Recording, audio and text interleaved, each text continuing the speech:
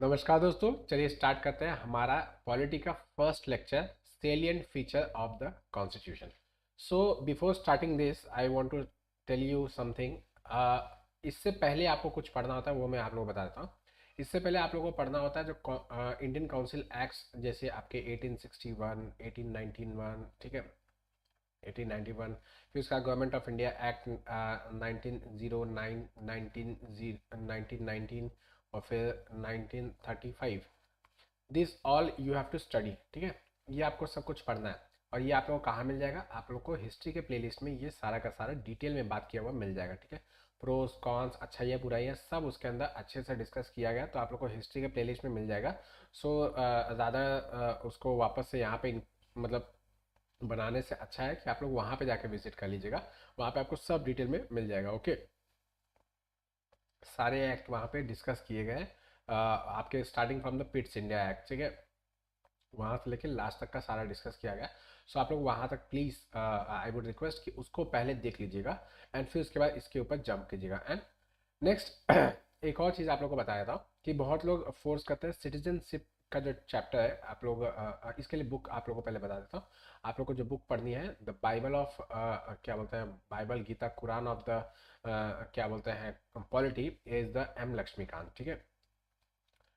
ये आप लोग को पढ़नी ही पढ़नी है, ठीक है। एम लक्ष्मीकांत, यही आपको मतलब पार लगाएगी। ये बहुत ही अच्छी बुक है, well written, well strategised, well schemed तरीके से इसको लिखा गया है कि इसको आप लोग को मतलब इसको अगर पढ़ डाला तो पॉलिटी झिंगा लाना, ठीक है। I have always been saying in my DNA की पॉलिटी के लिए एम लक्ष्मीकांत वही आप लोग को पढ़ना है, ठीक है। And please don't get in the वो सर्कल में ना फंसिएगा कि कौन सा एडिशन लेना है। जो भी एडिशन ले लीजिएगा, थोड़ा बहुत ही चेंजेस होता है। अगर आपके पास पुरानी एडिशन है तो कोई दिक्कत नहीं है, छोटा मोटा ही चेंजेस हुआ है, उन लोग को हम लोग बीएनएस में वैसे भी डिस्कस करते हैं। और अगर आप लोग के पास नया आप जस्ट स्टार्ट कर रहे हो तो rather go for the latest edition, जो भी आपको मिल जाए, ठीक है। 6 7 जो भी एडिशन आप लोग को मिल जाए वो सब सफिशियंट, ओके। उसके बाद आपका जो चैप्टर आता है वो है मेकिंग ऑफ द कॉन्स्टिट्यूशन या फिर फ्रेमिंग ऑफ द कॉन्स्टिट्यूशन। सो उसमें कॉन्स्टिट्यूशन की कितनी बैठक हुई, क्या हुआ, कौन था उसका चेयरमैन, किसका चेयरमैन, ऐसा ऐसा ग्रुपिंग कौन कौन सी थी, वो सब भी इतना पढ़ने जैसा नहीं रहता, okay. So you should not be bothered with that things. बस आप लोग को ये पता होना चाहिए कि जो आपके ड्राफ्टिंग कमेटी के चेयरमैन थे वो आपके doctor B R Ambedkar ji थे, डॉक्टर बाबा साहेब अम्बेडकर, डॉक्टर भीमराव अम्बेडकर जी थे। इसके अलावा जो कॉन्स्टिट्यूशन असेंबली के हेड थे वो आपके डॉक्टर राजेंद्र प्रसाद थे। ये सब चीज़ें बेसिक नॉलेज आप लोग कहीं पे भी मिल जाएगा, किसी भी जगह पे मिल जाएगा। सो वो आप लोग देख लीजिएगा। उसमें हम लोग मतलब समझाने जैसा कुछ नहीं, तो हम लोग उसको नहीं डिस्कस करेंगे। नेक्स्ट टॉपिक जो इंपॉर्टेंट आता है वो है salient feature of the constitution, जो कॉन्स्टिट्यूशन को ब्रीफिंग करता है, ठीक है। हाँ, एक और क्वेश्चन जो स्टूडेंट्स पूछते मुझसे कई बार पूछते हैं कि सर प्रियम्बल पढ़ना है कि नहीं, तो yes you should read the preamble. Preamble आप लोग अगर मतलब रट नहीं डाल सकते तो कोई बात नहीं, तो उसके इंपॉर्टेंट कीवर्ड्स हैं वो आप लोग जरूर पढ़ लीजिएगा। They are the base of the constitution, ठीक है। They are the essence of the constitution, constitution की आत्मा है वो सारी की सारी चीज़ें। So you should read the preamble as it is, उसके अच्छी तरीके से पढ़ लीजिए। अगर पूरा नहीं पढ़ पा रहे तो कोई बात नहीं, याद नहीं हो पा रहा तो कोई बात नहीं, लेकिन उसके जो बेसिक क्रक्स है, जो आपका लिबर्टी, फ्रेटर्निटी, इंटीग्रिटी, ये सब जो टर्म्स है, इन सब को पढ़ के रखिएगा, इन सब का मतलब समझ के रखिएगा, ओके। चलिए आते हैं salient features of the constitution के ऊपर। बारी बारी से जितने भी इंपॉर्टेंट सेलियंट फीचर्स हैं उन लोग को देखा जाएगा। एंड मतलब आप लोग को बिफोर हैंड बोल देता हूँ कि सेलियंट फीचर्स में से काफ़ी सारे ऐसे फीचर्स हैं जो आपके basic structure of the constitution में आते हैं, ठीक है। Basic structure of the constitution जो है उसमें आपके salient feature of the constitution के कई सारे चीज़ें आएंगी। तो अगर आप लोग को इसमें से मतलब यहाँ पे पढ़ाए जो भी चीज़ें जा रही है वो आप लोग याद करके रखेंगे, तो एग्जाम में अगर basic structure of the constitution में से इसमें से क्या है क्या नहीं है अगर क्वेश्चन आता है तो you can easily eliminate, okay. चलिए स्टार्ट करते हैं। First, lengthiest written constitution, it is said कि आपका जो आपका कॉन्स्टिट्यूशन है इट इज वेरी लेंदी, ठीक है। सो इट हैज़ मतलब इसका कोई प्रॉब्लम नहीं है। ये सारी की सारी चीज़ें फिलर्स हैं, मतलब डिटेलिंग है जो आप लोग पढ़ सकते हैं। आप लोग अपने हिसाब से इसको नोट डाउन कर सकते हैं, मैं आप लोग को इसका सिर्फ एसेंस बताता चलूँगा, okay. So lengthiest written constitution होने का एक रीज़न ये भी है कि India has a very vast expanse, ठीक है। आपका north south east to west देखा जाए तो लगभग 3000 किलोमीटर नॉर्थ साउथ है, 3000 किलोमीटर आपका ईस्ट वेस्ट है। एंड किलोमीटर की बात की जाए, एंड इसी के बीच में इतनी सारी प्रिंसिपलिटीज रहते हैं, इतने सारे लोग रहते हैं, अलग अलग लैंग्वेजेस फॉलो करते हैं, अलग अलग कल्चर फॉलो, कल्चर तो एक ही है, अलग अलग ट्रेडिशन फॉलो करते हैं, अलग अलग सोशल कस्टम्स वगैरह फॉलो करते हैं। And they reside inside India as a whole, unity in diversity जो हम लोग टर्म यूज करते हैं। That is why, so unlike America या यूएस यूके, ये सब जो कंट्रीज है जिन्होंने अपने आप को सिर्फ लैंग्वेज के बेसिस पे अपने आप को डिवीजन कर लिया, जैसे France was made because they use to talk in French, ठीक है, उनकी लैंग्वेज फ्रेंच थी तो उन लोगों ने अलग कंट्री बना दी। इटालियंस इटली, मतलब इटालियन भाषा बोलते थे इसीलिए उन्होंने इटली बना दी। German use to talk in German भाषा, that is why they made Germany, ठीक है। सो उन लोग ने अपना डिवीजन करके रखा है ऑन द बेसिस ऑफ क्या बोलते हैं लैंग्वेज, लेकिन यहाँ पे ऐसा कुछ नहीं हुआ है, यहाँ पे ऐसी चीज़ें नहीं हरकत में लाई गई हैं। हम लोग ने पूरे के पूरे इंडिया को as a whole and soul लिया गया है। जो आपके ऋग्वेद में मेंशन किया गया है, वो मैंने कई बार आप लोगों को मेंशन किया गया है कि ऋग्वेद में कहा गया है कि आपका जो उत्तर में हिमाद्री है, हिमाद्री मतलब हिमाचल है, हिमाचल बोला हिमालय है, और नीचे साउथ में जहाँ पे क्या बोलते हैं वाटर है, उसके बीच का जितना भी लैंड है that is called as India, ठीक है। सो इसके अंदर आपका पाकिस्तान भी आता है, आपका अफगानिस्तान का भी एक बहुत बड़ा हिस्सा आता है, आप क्या बोलते हैं ये बांग्लादेश, नेपाल, भूटान भी काफ़ी हद तक आता है। This are all the things जो कि ऋग्वेद में कहा गया है, लेकिन आप लोग को उसके हिसाब से नहीं चला है, आपको अपने कॉन्स्टिट्यूशन के हिसाब से चला है। सो कॉन्स्टिट्यूशन के हिसाब से हम लोग इतनी बड़ी लैंड होने की वजह से और ऊपर से उसमें इतना डाइवर्सिफाइड होने की वजह से you cannot take into consideration only one thing, okay। आपको एक ही चीज़, मतलब आप सिर्फ हिंदू के लिए करोगे या फिर आप सिर्फ हिंदू धर्म के लिए करोगे, आप सिर्फ क्या बोलते हैं नॉर्दर्न बेल्ट के लिए करोगे या फिर सदर्न बेल्ट के लिए सिर्फ करोगे, ऐसे नहीं कर सकते ना। You have to take consideration of all the sections of the society, सबको देखना पड़ेगा हर एक सेक्शन को। दैट इज वाई हम लोग का जो कॉन्स्टिट्यूशन है वो सबको केटर करने के चक्कर में इतना बड़ा बना है। एंड अदर थिंग जो एक और रीज़न कहा जाता है which is funniest thing but it is also true कि the constitution comprise of huge number of lawyers, ठीक है। आपके लॉयर्स जो थे उन लोग ने आपके कॉन्स्टिट्यूशन असेंबली में काम किया, ठीक है। आपके कॉन्स्टिट्यूएंट असेंबली में जो कॉन्स्टिट्यूशन बनाने वाली जो असेंबली थी उसने उसमें मैक्सिमम जो थे वो लॉयर्स थे, ठीक है। सो lawyers have very keen I towards the law, ठीक है। वो लॉ के लिए बहुत ही मतलब फाइनाइट चीज़ों के ऊपर ध्यान देते हैं, कि एकदम फाइन फाइन चीज़ों के ऊपर ध्यान देते हैं कि ऐसा नहीं वैसा नहीं वैसा नहीं। इसके लिए हर चीज़ को इलेबोरेटली हम लोग डिस्कस करते हैं, and this discussion results in the constitution being the lengthiest one, okay, sorry. So इसी वजह से आपका कॉन्स्टिट्यूशन जो है वो काफ़ी लेंदी हो गया, okay. So these are the few reason that is why आपका कॉन्स्टिट्यूशन लेंदी है। Also very significant part of the constitution has been taken from the 1935 act of the government of India act 1935, and it was very large, ठीक है। ये जो आपका 1935 में जो act लाया गया था गवर्नमेंट ऑफ इंडिया, ये तो ब्रिटिश पार्लियामेंट की तरफ से लाया गया था, but it was very large. इसके अंदर काफ़ी सारे आर्टिकल्स, कितने सारे शेड्यूल्स, कितने सारे सब शेड्यूल्स वगैरह, कितने सारे सब आर्टिकल्स वगैरह सब भरे पड़े थे। दैट इज़ वाई हम लोग ने जो उसका एक बहुत बड़ा हिस्सा, मतलब 60 to 70% का जो हिस्सा हम लोग ने उसके अंदर से कॉपी पेस्ट किया है। सो उसके वजह से हमारा जो कॉन्स्टिट्यूशन है वो बहुत ही लेंदी हो जाता है, okay. So you can imagine कि जो जब आपके मतलब आज़ादी से पहले जो कॉन्स्टिट्यूशन बनाया, मतलब एक ड्राफ्ट बनाया गया गवर्नमेंट ऑफ इंडिया एक्ट 1935, वो इतना लेंदी हो सकता है जो कि ब्रिटिश पार्लियामेंट ने बनाया था, तो इंडियंस बनाएंगे तो और अच्छे से बनाएंगे ना, ओके। नेक्स्ट ये ओके चलिए, next thing, drawn from the various sources.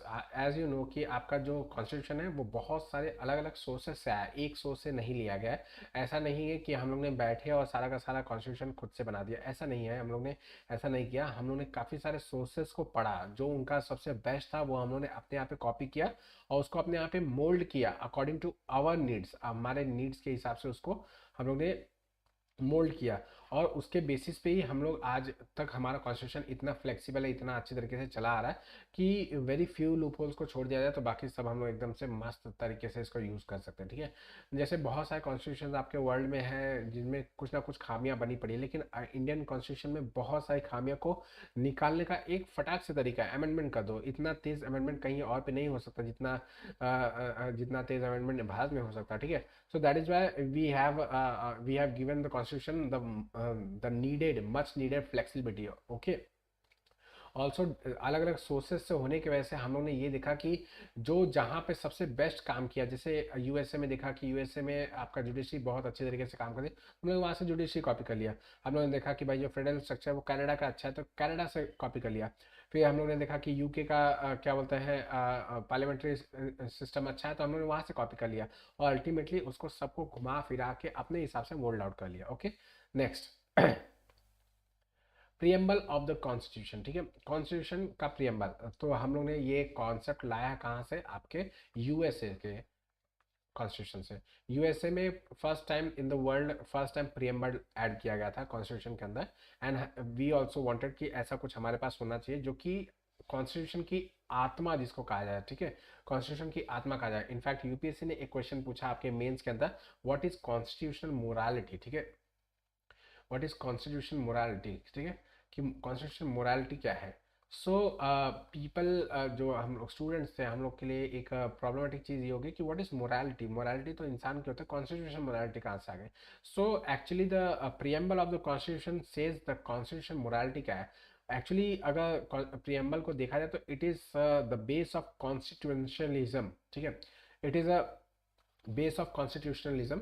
What does that means? It means is आपके कॉन्स्टिट्यूशन में हर चीज़ नहीं मेंशन की जा सकती है, हर चीज़ बताई नहीं जा सकती है, लेकिन कुछ ऐसी चीज़ें होंगी जो आपको डिड्यूस करनी होगी। तो कहाँ से डिड्यूस करोगे, वो जो एसेंस है वो कहाँ से आएगा, तो प्रियम्बल उसका सोर्स है। प्रियम्बल आपको बताता है कि what the India wants, what हम लोग कैसा इंडिया बनाना चाहते हैं। दैट इज़ वाई हम लोग ने प्रियम्बल को सबसे आगे क्यों रखा है, वो बता देता है कि भाई हमारी इच्छा क्या है, हमारी हमारा क्या बोल सकते हैं ये कॉन्स्टिट्यूशन बनाने का जो मकसद है, व्हाट इज दैट, ठीक है, वो बेस क्या है कॉन्स्टिट्यूशन बनाने का। कॉन्स्टिट्यूशन में हम लोग कुछ भी मेंशन कर सकते थे, ऐसा कर दो वैसा कर दो, लेकिन वैसा नहीं किया गया।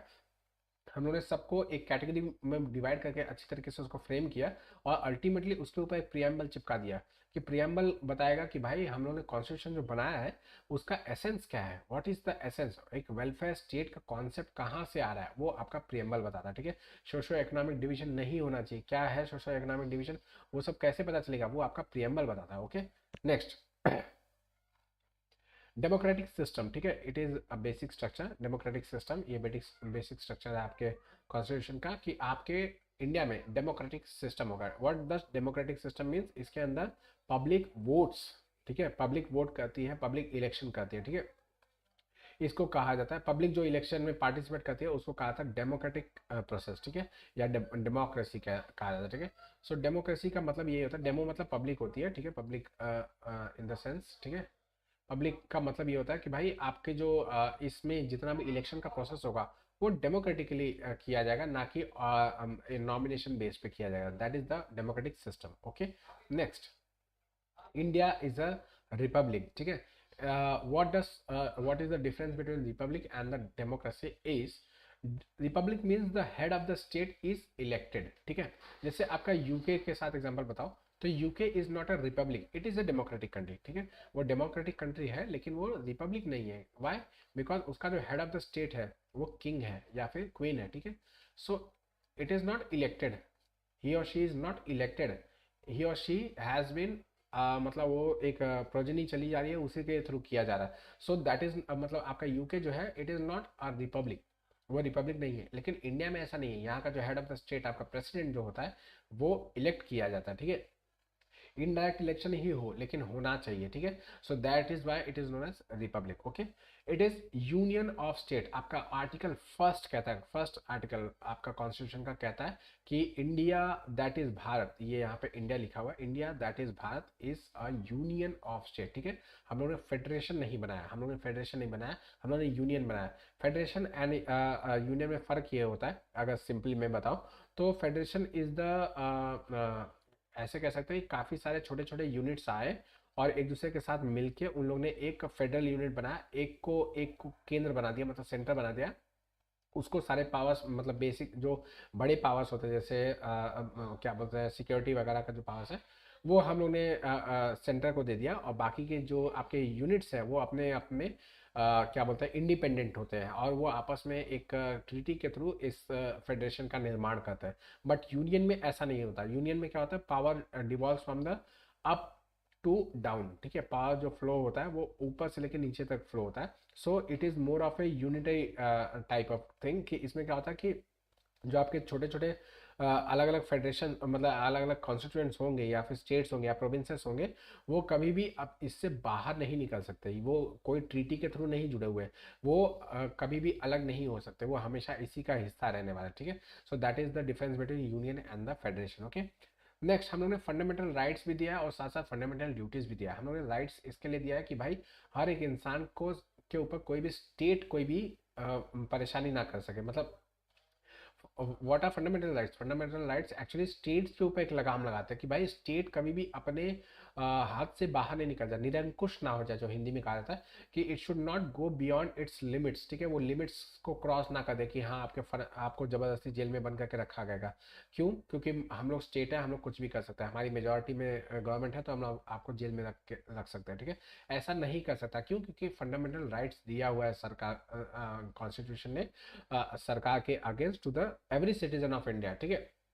दैट इज वाई आपको कॉन्स्टिट्यूशन ये गारंटी करता है कि भाई आपके फंडामेंटल राइट्स जो है वो आपके कभी भी आपसे निकाले नहीं जा सकते, आपसे अलग नहीं किए जा सकते। This are fundamental, this are the base of the constitution and even this forms the basic structure of the constitution.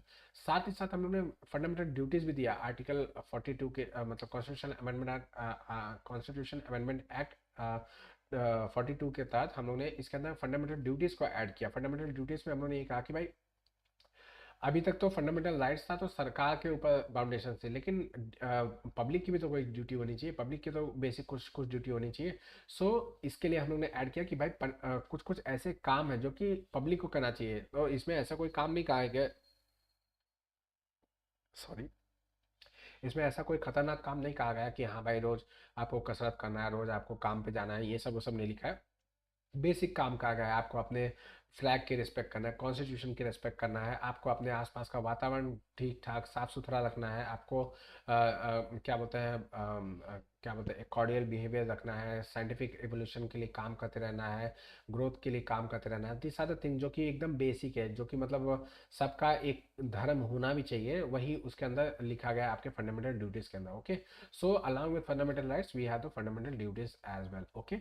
Next directive DPSP, जिनको शॉर्ट में बोला जाता है डीपीएसपी, ठीक है। तो directive principle of the state policy, what are this are the benchmark, ठीक है। इनको आप क्या कह सकते हैं, एक टेम्पलेट है जिनके बेसिस पे एक एक क्या बोलते हैं, कोई भी सरकार जो है वो इनके बेसिस पे जज कर सकती है कि भाई मुझे ये काम करना चाहिए कि नहीं करना चाहिए, ऐसा काम होना चाहिए कि नहीं होना चाहिए, ठीक है। So what are this are the directive principle जो कि कॉन्स्टिट्यूशन स्टेट को बोला है, जो भी पावर इन द, जो भी गवर्नमेंट इन द पावर है, उसको बोल रहा है कि भाई इन तरीकों से ही आपको स्टेट को चलाना है, इन तरीकों से ही आपको स्टेट को आगे लेके जाना है, कंट्री को आगे लेके जाना है, because they are most essential for the socio economic development of the society, ठीक है। Socio economic development of the society के लिए इनका इंपॉर्टेंस बहुत ज़्यादा है, ठीक है।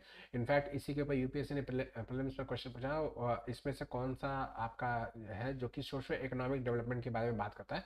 So everybody went with the आपका क्या बोलते हैं, फंडामेंटल ड्यूटीज़। बहुत सारे लोगों ने फंडामेंटल ड्यूटीज़ वगैरह की बात की, फंडामेंटल राइट्स की बात की, लेकिन actually the answer was directive principle of the state policy, okay. Socio economic development of the society की बात करता है आपका DPSP, okay.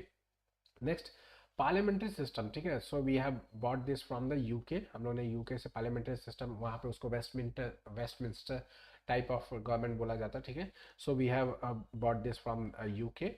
This is the क्या कह सकते हैं, आपका आपकी डेमोक्रेसी का एसेंस है आपका पार्लियामेंट्री सिस्टम, ठीक है। पार्लियामेंट में हम लोग इलेक्टेड रिप्रेजेंटेटिव्स को भेजते हैं, हमारे तरफ से इलेक्टेड लोग वहाँ पे जाते हैं, बातचीत करते हैं, हमारी जो मांगे हैं वो वहाँ पे जाके रखी जाती है, ठीक है। आप लोग पता नहीं कितने लोग आप लोग संसद टीवी वगैरह देखते होंगे, लोकसभा टीवी, राज्यसभा टीवी देखते होंगे, लेकिन मैं आप लोगों को बताऊं कि ऐसे बहुत सारे इवेंट्स होते हैं, जैसे कि आपके आसपास कोई ऐसा ब्रिज वगैरह, पुल वगैरह बनने वाला होगा, उसको लोग वहाँ पे जाके बात करते हैं कि हाँ इसके लिए पैसे सैंक्शन नहीं किए गए हैं, हमारे यहाँ पे ऐसा ऐसा ब्रिज बन रहा है, ऐसा ऐसा पुल बन रहा है, यहाँ पे ट्रैफिक जाम बहुत ज़्यादा होता है। ऐसे छोटे छोटे बातों पर भी MP MLAs वगैरह अपने अपने लेवल पे बात करते हैं, अपने अपने लेजिस्लेशन में बात करते हैं। So this is the essence of the parliamentary system, कि भाई छोटे से छोटा हो, बड़े से बड़ा हो, कोई फर्क नहीं पड़ता, यहाँ पे सबकी बात सुनी जाएगी, सबकी बात रखी जाएगी, और सबको अधिकार है कि अपने इलेक्टेड रिप्रेजेंटेटिव के थ्रू अपनी मांग क्या बोलते हैं रखी जाए वहाँ पे अच्छे तरीके से। Okay, next next is federal structure of the government. तो what is federal structure of the government, ठीक है। फेडरल स्ट्रक्चर, जैसे मैंने आप लोगों को बताया कि इंडिया एक यूनियन ऑफ स्टेट है, ठीक है, ना कि आपका फेडरल स्टेट है। बट इवन देन आपका जो क्या बोलते हैं, एक होलिस्टिक अगर देखा जाए तो we have some kind of federal input as well. Okay, sorry friends. फिर फेडरल स्ट्रक्चर एक्चुअली आपके इंडिया में भले ही आप लोग यूनियन ऑफ स्टेट्स हो, ठीक है, यूनियन ऑफ स्टेट्स हो, but there is a component of federation. Okay, there is a component of federation, that is why it is said कि आपका जो फेडरो यूनियन टाइप का एक स्टेट है आपका, ठीक है। It is not actually federation, not actually union, that is why it is called as आपका federal union. Okay, let's go to next one. Universal adult franchise मतलब आपके कोई भी व्यक्ति जो 18 साल के ऊपर हो जाता है, पहले ये 21 साल हुआ करता था, उसको रिड्यूस करके 18 ईयर्स कर दिया गया। Anyone who is about 18 years और at least of 18 years can vote for the elections, ठीक है, इलेक्शंस में वोटिंग कर सकता है, ठीक है।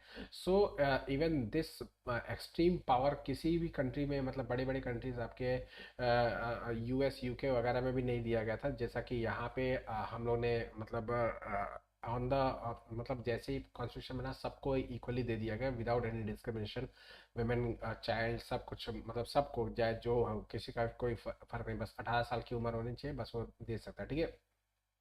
इनफैक्ट आपके US UK जो आप लोग के ऊपर इतना कोलोनाइज करके बैठे हुए थे, उन लोग भी इतने जल्दी उन्होंने नहीं किया था। ओके, वुमेन्स लोग को तो काफ़ी समय के बाद उन लोगों ने दिया। Okay, next, single integrated state with single citizenship, ठीक है।